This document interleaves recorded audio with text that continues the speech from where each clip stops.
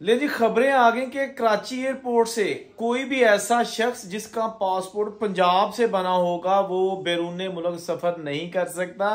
इस खबर के बाद फौरी तौर पर एफआईए ने भी एक प्रेस रिलीज जारी की है, वो भी आपके साथ शेयर करेंगे कि एफआईए क्या कह रही है। ये भी हम शेयर करेंगे कि लोग क्या कह रहे हैं जिनको ऑफलोड किया गया है, आखिर हकीकत क्या है। वीडियो जरा ध्यान से गौर से सुनिएगा क्योंकि ये एक बहुत बड़ा मसला पैदा हो रहा है या सोशल मीडिया पर फैल चुका है। कुछ दिनों से ये खबरें आ रही थी, लोगों ने कहा था कि जी हमारे पासपोर्ट के ऊपर जो प्लेस ऑफ इशुएंस है ना, वो डिस्ट्रिक्ट लिखा होता है ना पासपोर्ट के ऊपर। तो किसी ने कहा जी मेरे पासपोर्ट के ऊपर फैसलाबाद लिखा था, किसी ने गुजरांवाला लिखा हुआ था। वो लोग जा रहे थे बैरून मुल्क और कराची एयरपोर्ट से वो सफर करने लगे थे जहाज का, उनको ऑफलोड किया जा रहा था कुछ दिनों से। इसका कोई बाकायदा नोटिफिकेशन ना तो हुकूमत पाकिस्तान की जानिब से जारी किया गया है और ना ही किसी अदारे की जानिब से। तो अब लोग काफी परेशान थे कि एक ही मुल्क है और कराची से खासतौर पर सऊदीया दुबई की टिकटें लाहौर या इस्लामाबाद की निस्बत सस्ती मिलती हैं, सबको पता है। लोग यहां से कराची चले जाते हैं 4-5 हजार रुपए की टिकट लेके जितनी भी है, और वहां जाके तकरीबन इनको 20-30 हजार रुपए का फर्क आ जाता है। तो इसलिए लोग कराची से भी सफर करते हैं। अब यह है कि एफआईए के कुछ एहलकारों ने मुबैना तौर पर जो है ना वो बहुत सारे लोगों को डिपोर्ट किया और वजह यह बताई, जो कि चीजें अभी सोशल मीडिया पर आई हैं कि जी आपके पास पंजाब का पासपोर्ट है तो आप कराची से सिंध से सफर क्यों कर रहे हैं, पंजाब से जाके करें। ये जब खबर आई तो जंगल में आग की तरह ये चीज फैल गई, लोगों ने एहतजाज शुरू कर दिया और सोशल मीडिया पर एफआईए के खिलाफ जो है एक मुहिम चल गई। एआरवाई न्यूज पर भी इसकी ठीक ठाक न्यूज चल चुकी है, जिसके बाद एफआईए ने समझा कि अब जनाब तीर कमान से निकल चुका है, तो फौरी तौर पर इसकी प्रेस रिलीज जारी कर दी जाए।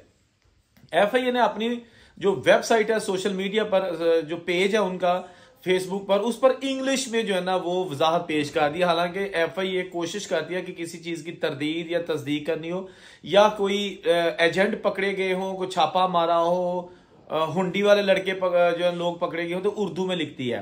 तो ये भी थोड़ा सा एक अजीब सा एक चीज लगी है कि ये जो आम वर्कर है वो कहाँ बेचारा जो है ना वो इंग्लिश में तर्जमा करके पढ़ेगा कि जी एफआईए असल में क्या क्या कह रही है। तो उसका मैं जल्दी से आपको लुबे लुबाब बता देता हूं कि एफआईए ने कहा है कि जी ये बेसलेस झूठी खबरें हैं, प्रोपेगेंडा है। ऐसी कोई पॉलिसी नहीं है कि जी पंजाब वाला पासपोर्ट जो कि कराची से सफर करेगा तो उसको ऑफलोड कर दिया जाए।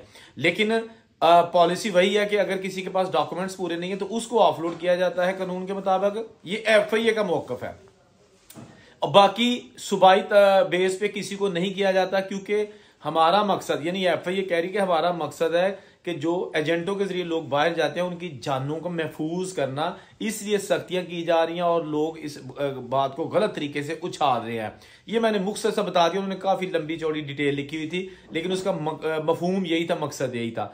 तो अब ये चीज कंफर्म हो गई कि अगर जिन लोगों को इस बेस पे ऑफलोड किया गया है वो तो किया गया है, लोग तो सामने आए हैं, जिनको किया गया है वो या फिर गलत है या फिर एफआईए के मुतलका एहलकार जिन्होंने किया है उनको ऑफलोड वो गलत है, क्योंकि एफआईए में बड़े बड़े अच्छे ऑफिसर्स हैं, बड़े बड़े अच्छे एहलकार हैं, बड़े बड़े अच्छे लोग शामिल हैं। लेकिन कुछ लोग ऐसे भी हैं कि जो जनाब जब कुर्सी पे बैठते हैं उनको पता होता है कि जी करना तो मैं ही है, मालक तो ऐसे काउंटर का मैं ही हाँ, मैं चाहवागा तो जिन्हों मर्जी अगे जान दिया, जिन्हों मर्जी पीछे कट छड़ा। ऐसा नहीं होना चाहिए ना। देखे किसी के कैरियर के साथ मत खेला करें। तनख्वाह आपको फिर भी मिलेगी अगर आप किसी को मेरिट पर फैसला करेंगे, और किसी का अगर फैसला ये करेंगे कि इन्हें 70,000 रुपया सानू रिश्वत नहीं दी तो असं इन्हों ऑफलोड कर दिता। मेरा ख्याल है कि इतने ज्यादा लोग ये कंप्लेन कर रहे हैं ना, तो एफआईए के डीजी रिफत मुख्तार राजा साहब को फौरी तौर पर जो है ना वो नोटिस लेना चाहिए कि क्यों लोग जो है ना ये शिकायत कर रहे हैं कि जी हमें जो है ना वो पैसे मांगते हैं कि अगर आपके पास बेशक सब कुछ पूरा है तो फिर भी पैसे दे के जाए। जब शो मनी के लिए अंदर बुलाते हैं ना कि पैसे 10 विजिट वीते जा रहे हैं, क्या खर्चा कितने, फिर लोग निकालते हैं पैसे, फिर कहते हैं बाकी इतों थोड़े पैसे उत्थे पर रख भेज देते। मुबैना तौर पर ये चीजें सामने आ चुकी हैं। मेरा एक दोस्त था, वो गया था मलेशिया, दुबई और सिंगापुर के 3 मुल्कों के वीजे पर, तो उसने कहा था कि मुझे भी अंदर ले गए थे, हालांकि हर चीज पूरी थी, और उन्होंने कहा था कि शो मनी किधर विजिट वीजे पे जा रहे हो, तो मैंने डॉलर्स रखे हुए थे, डॉलर दिखाए तो कहते हैं इसमें से 100 के 2 नोट थे, कहता है ये एक साइड पे रख दो, उधर टेबल के नीचे फेंक दो। मैंने कहा जी वो क्यों? कहते हैं कि ज्यादा गल्ला ना कर, ये हकीकत में कह रहा हूं ऐसा हुआ था। लेकिन वो बंदा तिड़ गया, अब उसका वीक पॉइंट एफआईए के पास कोई नहीं था और उन्होंने उसको जाने दिया। मेरा ख्याल है कि राय साहब प्लीज ये चीजें जो है ना खत्म होनी चाहिए। अगर किसी को ऑफलोड करना है, उसके पास वाकई कुछ चीजें गलत है या नहीं है, ऑफलोड कर दे। अगर किसी के पास चीजें पूरी हैं, उसको जाने दे।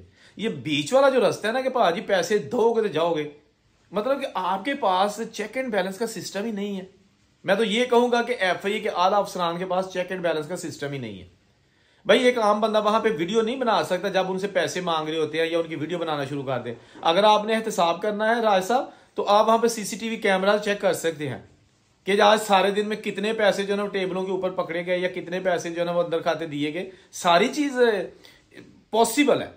बाकी अगर क्या कहते हैं ना करना हो तो फिर तो बंदा यही कह सकता है कि नहीं जी ऐसा नहीं है, हमारे फर्शराज जो ना एहलकार वो सारे लगे हुए हैं।